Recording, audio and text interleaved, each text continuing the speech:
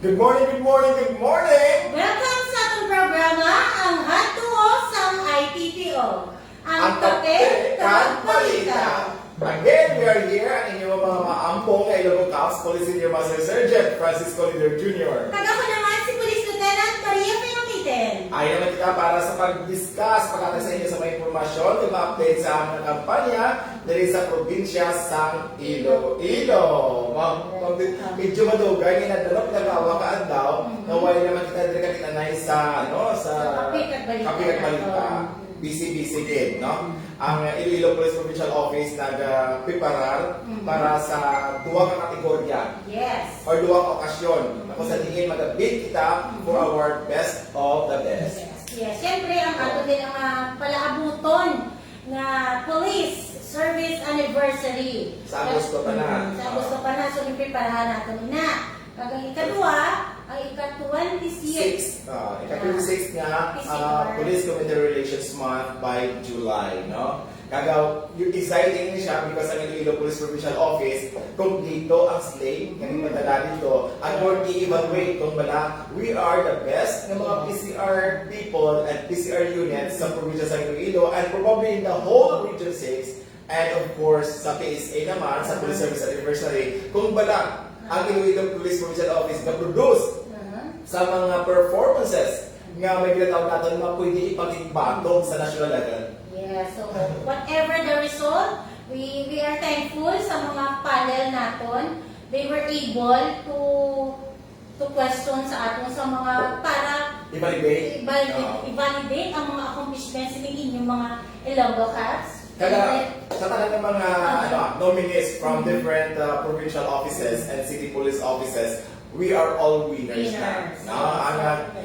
Ang natatanalan sa atin yung mga panel is who among us, because Pangpipingan I are also bidding for 2 categories, no? So who among us will be rightful na mga representatives sa Pro 6 sa national level.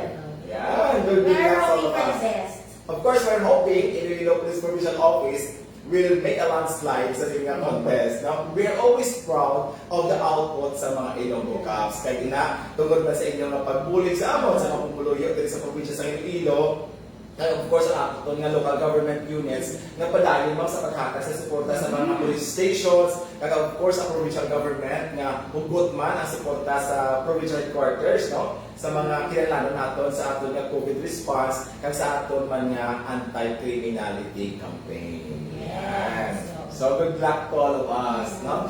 Kag of course, sa subong sa pilakadlaw sini, pilakadlaw naghigan, siguro na-miss nila kung ano bala ang nahinabot diri sa probinsya sa Iloilo when the province declared that June 4 to June 18 may ating tinatawag na municipal quarantine. Kung sa diin, ining essential travels lang ang inaalaw. Kada borders nga agyan ninyo, diri sa aton 43 municipalities, may arat sila, pina-require nga travel pass. Travel pass, no? Kaya sa ating mga motorista, sa ating mga pumuluyo, let us be reminded na until June 18 pa ining restrictions sa mga borders nato sa munisipyo nato, no? Kanina, kapag ako din sa kampo, damo kami agyan mag-campaign ng mga bike cyclist, no? Mga naga-bike ni bala. At least, bikers, ini pag-bike bala subong, essential travel or na? Inalam ka pamangkot, kaya subong bala sa tunapon, ngayon hindi siya essential travels. Ganit sa ating mga border control areas, palihog, i-remind nyo ining ating mga pumuluyo, ining mga bikers natin, don't exit sa mga borders nila. Yes. So, kung gusto nyo mag-bike, tira lang within your municipality lang, within your area. Kaya nga unfair mo na sa iba na gusto man mag-bike utani. Yes. Sa naman, kaliyog lang reminders na nag-issue sa travel pass tira, ilang taon nyo man kung ano ang ila tira nga reason. Yes, sa ating mga frontliners, sa ating mga kapulisan, sa mga tanod, sa mga barangay officials, nga nagaman sa sining mga border control areas, please check. Biskan nga silang travel pass, it does not necessarily mean that you can cross borders, especially if their agenda or ang tuyo nila sa pag-cross borders are not essentials. Yes. Magapas lang mamakasya sa Kape Kag Balita, ano ba ninyo dito, wala sa banwa ninyo? That could be considered nga hindi siya essential. Pwede siya ipapalikon sa iya nga municipality. Yes. So, di ba la, Lieutenant Mary Grace Sanchado, ma'am, kung gadyagin ka na sa municipality mo. Libot ako sa plaza nyo, Happy viewing kay Ma'am Grace Sanchado. Yes, so ma'am, very mataka-popular dito sa regional quarters. Yes. And we're very happy nga ang mga kaupdanan natin dito sa regional quarters nagatutok sa Kape Kag Balita because kung nagatutok ka ni ang national level, why? Wala kang regional quarters. And we're happy during our interview that most of the panelists, if not all, are very familiar with this Kape Kag Balita. Hindi mapunggan ang popularidad sa sining platform na kung sabihin nag-educate sa ating pupuluyo, but of course, nag-cascade sa mga issuances. Yes. So, syempre nag-recognize sa aton na mga Ilonggo Cups accomplishments nila dira sa ilang mga effort, sa ilang mga services. With that simple act, ang atong diri nga mga Ilonggo Cups sa dalong, ma-inspire na sila to do more. Yes. Kaya minaganang ang balganig ni mo, Sir Franz, nabigan sa akon, inabalang may somebody na sila maginaulat na mag-tap sa ilang shoulder na magambal na good job. Diba? At wala gani nga sa atong pumuluyo, this is also an avenue kung saan maka-exchange kita sa mga views natin. Kaya hindi ka mo hindi ka mo magkawiya, hindi ka mo magkahadlok, nga mag-send sa inyong mga messages sa amon diri, especially sa mga issues na related pa sa peace and order. We always believe na ining atong handog nga maging malinong at mataway ang probinsya sa Iloilo, maangko na natin sini kung nag-close na ating partnership. Yes. Minagaling open kami, while nag-live kami dire, you can put your comments there kung ano ang gusto nyo nga topic or reminders na gusto ipaabot sa kadamaan sa ato diri nga pumuluyo lalo na diri sa ato sa probinsya sa Iloilo. Please do. Yes, actually kinakangginan din mention ako regarding sa mga bikers, ina siya isa ka cancer in race man sa atong mga ukod kada pala matidiri na si Cristo Tanes, of course ang bata ni sa Tatay Joe nila sa Kagbangtuton, kay because it has been part of their concern na damo sa ilang areas sa nagalabay ang mga bikers and we find it not essential ang inyong klase ka activities. Gani Cristo Tanes and Tatay Joe Tanes, thank you so much for raising that particular concern and sa atong pumuluyo, hindi ka mo laing buot nga guna inang klase aktibidades because although you thought okay siya. But again, now we are telling you that this pagbiking nyo sa cross borders are not essentials. Better yet, stop it. Wait until June 19 to resume your biking activities. Yes, okay. At syempre kay Juris J, good morning man sa inyo ma'am. Kay syempre kay Mark Samson, good morning IPPO, keep safe always. Keep safe always man sir. Kay syempre ang ating mga production staff, dali na Rigarwin, sabihin ka na. Kay TV lang sa kalam. Yes, so guys, sa ating mga tumalanaw, dahil sa Kape Kag Balita, ay na mga mainit ng mga impormasyon na pagkatanoon sa inyo. Yes. So, pangunahan nila sa katong barutak Nuevo. Siyempre, may aral naman sila natakpan isa ka wanted person sa persona ni Alan Gomez A. Melchura. 43 anyos sa edad ni siya sa Salacate. Pag ini siya may aral nga 20 mil na bail recommended sa iya temporary nga kahiwaya. Okay, congratulations nila. Siyempre sa atong idol, policewoman na chief nila nila, si Police Major Rowena Pero. At siyempre sa tanan ng personal dasang Barutak Nuevo. Very good, very good. Kasi imagine, despite sa sining mga restrictions natin sa subong, despite sa sining pagtutok natin sa mga borders natin, nakita niyo daw ano pag himakasa ninyo mga Ilonggo Cups na ma-implementan inyong mga warrant of arrest because again, as we said, ining ato mga wanted person should be facing or should be we should be facing their responsibilities at court, no? Especially in mga salamat mga murder, mga homicide, or robbery because may possibility nga sila magka-commit sa other crimes because sige sila panako, no? So dapat huligan nyo kami. Daga mo informasyon sa mga persona na pag-ulan nila nag-tiner sa inyong mga panimalay o sa inyong mga komunidad, ay ma-check na ito ina.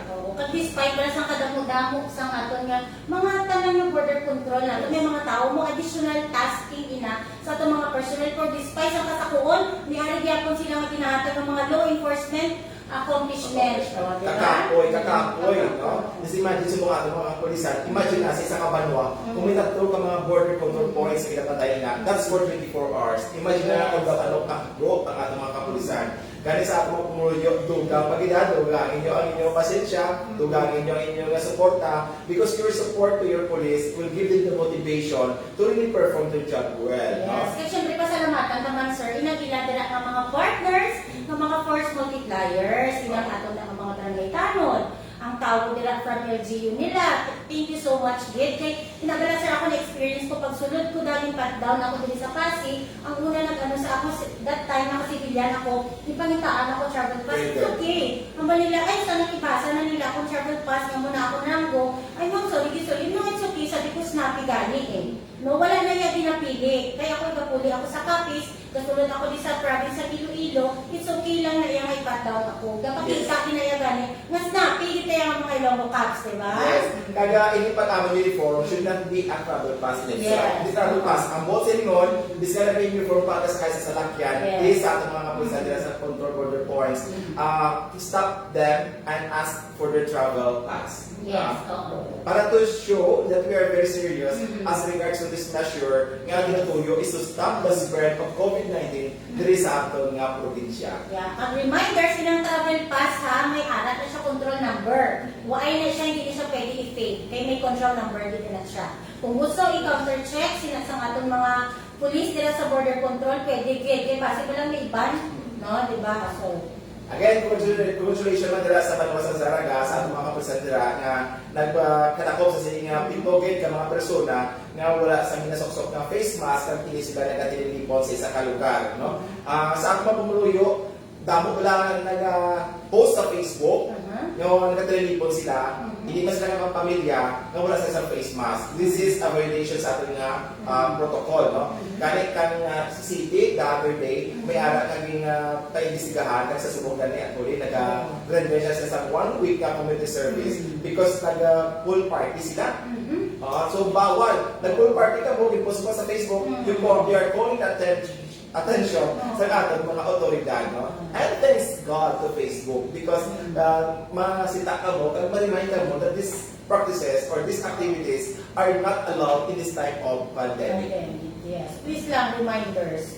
Kag syempre, congratulate naman ini sa Carlos MPS sir na may nag-deposit dito isa ka unlicensed firearm amo ini si Hilario Bueno. 57 anyos ang edad, isa ka 12-gauge shotgun, iyan siya ka arms score, kay ano ni siya ng ang iyang license expired na. So, gipa-deposit yan ng temporarily sa aton nila nga Carles MPS. Amo na sa liwat, no? Sa mga nagahupot sa armas utang dira, please lang, para hindi ka mo pala permi mabatter, no, kasi pala kami naman ang appliance ng search warrant or may mga report na may armas ako, I better, surrender it sa kapulisan natin. Kaya once ma-renew mo naman na iya, pwede mo naman na siya kuha kung liwat. Okay? Similarly sa sining ato nga barangay Kagawad sa Lindero ng PS man similarly, nag-surrender pa sa iya nga calibre 22 na revolver na Black Widow, no? Wala na sa serial number, dahil ako sila sa Alus Firearms, wala na sa lisensya. Thank you so much sa pagkakawad nila sa Leon, nga nanging-implo sa sining ato nga kampanya, Ikal, no? Or Tukang kontra Armas Tukang. Yes, kasi syempre pagkasundan na maliwat sa kasugod nga, ano ni iya kang saraga, sinisipre ilang illegal quarry. Sa violations of Provincial Ordinance 2017-145, may nadakpan ini sila nga si John Cyrus Villasis, Ilamera, 27 anyos ng edad, for violations in Section 2H 35 paragraph B18. Okay. So, nice.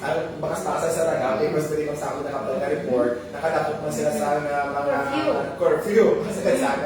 So, congratulations din. Proud ako sa mga saraga, taga saraga PNP. Of course, mapasiguro ako mga kababayan, no? Mga kasiman ako na istrikto with ang ating kapulisan. But again, ang muli na dapat, ang ating kapulisan dapat maging istrikto sa pag-implementa sa mga ordinansya kaya sa mga layi. Because that is our mandate. Yes. Di pala, akit mo kamo sa pulis kung nagkapabaya lang, kapabungol-bungol, kapabulag-bulag. Now, let's see how sa implement sa Yes. mga ordinances because nga ini siya ang amang mandato. Gano'ng suportahan natin ini. Kung hindi ka mo gusto si taon sa ating kapulisan, kung hindi ka mo gusto matakbo sa ating kapulisan, hindi ka mo mag-violate sa mga ordinansa o po sa ating daily. Yeah. Better, magpindera lang sa panimalay, hindi pa nag-essential travel o kung importante ang inyong binalakan. Yes. Ito kasundan in isang pag-VNPS natin. Siyempre, nakadakot naman sa isa ka wanted person. Congratulations sa personnel sa pag-VNPS sa pagpanguna ni Major Jojo Tabalok. Sir, idol sir. It's nice to mention that our Pamilya IPS, ang aton ng pangbato, ang aton ng manok para sa police service anniversary. Si Sir Jojo Tabalok is bidding to be considered as the best junior PCO for the field of operations. And then of course, si Police Senior Master Sergeant Ubao para sa aton niya Senior PNCO for Operations. And of course, si Police Staff Sergeant Arellano ang aton niya pangbato, ang aton nga manok para sa Best Junior PNCO for Operations. Kaya ang bilog station mismo sa Pavia ang aton nga manok para sa kategorya sa Best Police Station. Woo! And of course, congratulations na kanya sa aton nga Provincial Director kay Police Colonel Gilbert Torrero, the best senior PCO in the field of operations. Yes. Woo! Congratulations. Go for national. Go for national. Yes. Wala ka nagbato. Wala ka nagbato kay Sir Guerrero because admittedly, Iloilo Police Provincial Office really delivered remarkably in the field of in the campaign against illegal drugs, in the campaign against wanted persons, in our COVID response. Amazing. Amazing. Yes, amazing.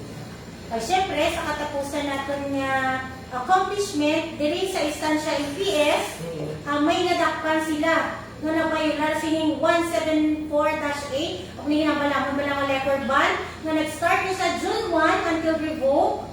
May isa ni nga nakahubog, nagbato ka sa pulis, susubong, nagpangatubang siya sa kaso. O, diba? Inisitong muna, Imarita, 46 anos sa edad, single pa niya siya, nga taga-poblasyon zone 2, isan siya Iloilo, nan. Bago nagpuntahan nyo ang katul sa inyo makuwak sa Ilignon, ang actually dapat sa may aral na nagkatuloy sa aton na nagpangayo sa lisensya nga makatabok sa probinsya sa Iloilo. Pinabulan sila because it will be a violation sa ordinansa sa atong probinsya ang ini-specialize sa liquor ban ini nga wala isang fair para sa the moment. No? Why our municipal quarantine nga ginapasubok until 18 ining liquor ban, ining suspension sa mga resorts nga mga operations wala kaya sa definite nga time kung saan siya ang katapusan niya. Ganyan medyo ari-ariyan i-set yung mind sa hindi pag-inom or kapila. Kapilang ako. Automatic ka mo din sa mga balita. Para partner kita sa Kape Kag Balita. Okay. So again, ita-remind naman galita mo ang atong reminders sa atong mga young professionals may aral ang maghiwaton nga examination ang NAPOLCOM sa right na ang NAPOLCOM examinations will be on July 31 and August 23. 2 batches na siya. Yes. So if you cannot make it in the first batch, then pa-enroll na ako para sa second batch on October 23. Similarly sa ating mga kapulisan na may tinanlan ang promotional examinations, eligibility for the next level. August 1 will be the first batch of the examination and August 24 will be the second batch. Yes. Of course, ating mga PCO, are you na eligible for sa PSA? May do ethical na siya sa Lieutenant Colonel. Sa talaga natin mga Lieutenant Colonel na naghahandog pa ma-promote for the next higher up, kinala niyo magkuha sa Police Executive Service Eligibility Examinations and there will be one on September 12, 2021. Yes. So, once again, visit lang sa website sa ato NAPOLCOM ang www.napolcom.gov.ph. Sa mga civilian na gusto magkuha sa eligibility sa ato NAPOLCOM, reminders, once nga nag-announce sila sa website ang ato nga NAPOLCOM, bantayan nyo na nakadaan midnight pala, kaya damo-damo na pulawan yung kinaya mag-take effort, yung ka mo magbantay nila. Once nag-announce sila nga may aral kita pa. And of course, talking of Yes. ngapot ko. Thank you so much kay Sir Al kami rin. Isa ka ma-open, nga ka-suporta, katanaw sa aton Kape Kag Balita. Of course, you guys, sa mga friends natin sa rapor ko, of course, kay Ivy Celes. Good morning, good morning, good morning. Good morning man sa tanan. Yes, and we are still in August, August 9 is 9? Yes. June 9. It's June 9. Kaya sa po. Ni classmate mo. Oh, President Millones. Sa classmate ko rin ng Tito Millones. Di ba, no? Yes, rin ng Tito Millones. Happy birthday again. Again, sa ating mga pupuluyo, until June 12, National Flag Days pa natin. And we still have time to hang sa mga national flags natin sa ating mga panimalay, sa ating salakyan, even sa ating mga offices. Yeah. So, good morning din mga kay Ma'am Christina Tila. And Ma'am, good morning. Na-miss ka man naman, Ma'am. Yes, akala natin yung mga OFW, kita remind natin, yung kita na OFW online help desk. Whatever request you may give, you may ask from your Ilonggo Caps, pwede din naman ina-facilitate. Kasi pala sa mga pandemya, ang cakes, halis sa isang border to the next border, hindi ko deliver, just call us. We'll deliver that cake in order ninyo para sa inyo pinalagan sa kamuli. Yeah. Sino ang ating mga OFW, gusto namin ipaabot sa inyo, ang ating nga Provincial Director, si Police Colonel Gilbert Guerrero, gina-update niya kami ni Sir Franz regarding kung sino na ang mga OFW dira ang gusto may gusto ipa-facilitate sa amon. Pasalamatan din namon sa inyo kung ano ka mo pala mag-contact mo sa amon na i-offer naman amon service sa inyo. Yes. Free lang na, promise. Yes, the offer kanina sa libre sakay, no?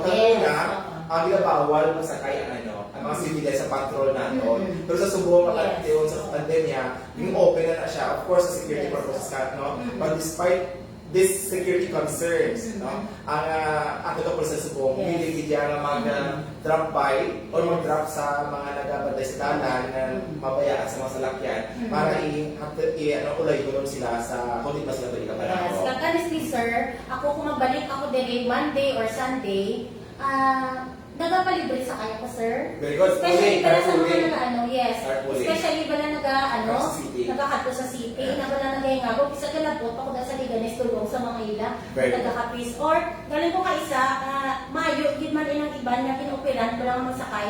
Lalo ko nakasibilyan ako, kinalan ko lang isa mapakilala, don't worry, asin ko, libre lang ni siya, kay isa man lang ako mapabalik sa Iloilo. Kami pa naman na, personally kakatatlo naman ako kasakay, pero siyempre pinapili ko lang man, yung mga babae lang alay. Kaya careful lang kita. Yes, correct. By the way, may nag-text sa atin na hotline numbers, nga nagapangaytanit, no, sa medyo grace period, hindi grace period, or medyo tayo pag hangok, hindi mga ginambali na Bombay na bala, nagpautang.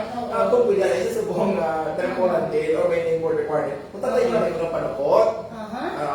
I didn't know lang, but you have to check. Do they have travel pass? And if they're kung mag-travel pass, manakot sila, do they have business permit para sa inyong mga respective municipalities or sa inyong mga barangay? I think that's one thing that you have to consider. Yes. While it is their right na manakot sa inyo sa sumunod time, pero I think, ang isa na yung mga days, pandemya, subong, may quarantine pass, dapat hindi pa across sa ang borders. Okay. Sa ating mga kauturan nila ang mga Bombay, or mga Bombay, di ba tawag sila? Actually, not all of them are Indians, no? Many of them also are Pakistani. So, pwede anay, o pantalanganay, wala na kumikta sa buong adlaw. Bali, next June, Bawi na lang sa next nga daw, especially yan crossing from one borders to another. Inapangabay lang sa nag-PF sa ato. Kag-ipaabot mo na to, may arak man sir nga ng-private message sa aton nga Facebook page, nga hindi ba lang nabiktima ko mo siya sa online.